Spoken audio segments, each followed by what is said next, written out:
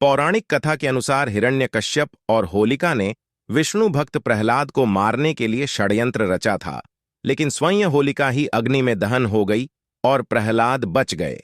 होलिका राक्षसी थी, तो फिर होलिका की पूजा क्यों की जाती है?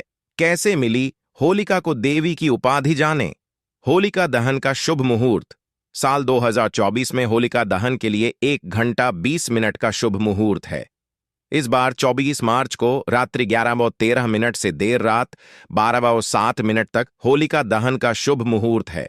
अपने बेटे को क्यों मारना चाहता था हिरण्यकश्यप? प्रहलाद विष्णु भक्त था, जबकि हिरण्यकश्यप नहीं चाहता था कोई भगवान विष्णु की पूजा। आखिर ऐसा क्या हुआ था जो हिरण्यकश्यप विष्णु जी से घृणा करने लगा?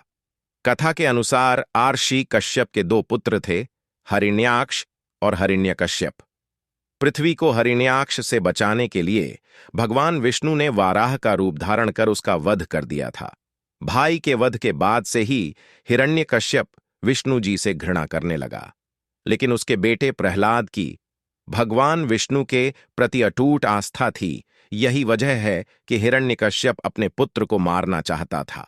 हिरण्यकश्यप ने होलिका के साथ रचा षड्यंत्र। हिरण्यकश्यप खुद को भगवान मानता था, इसलिए विष्णु पूजन करने वालों पर वो अत्याचार करता था। उनके कई बार बेटे प्रहलाद को विष्णु जी की पूजा करने से मना किया, लेकिन उसके सारे प्रयास विफल रहे।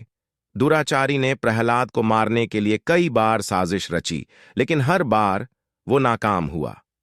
ऐसे में उसने अपनी बहन होलिका का सहारा लिया। होलिका को वरदान था कि अग्नि उसका बाल भी बांका नहीं कर पाएगी। ऐसे में वह प्रहलाद को गोदी में लेकर अग्नि में बैठ गई, लेकिन विष्णु जी की कृपा से प्रहलाद बच गए और होलिका दहन हो गई।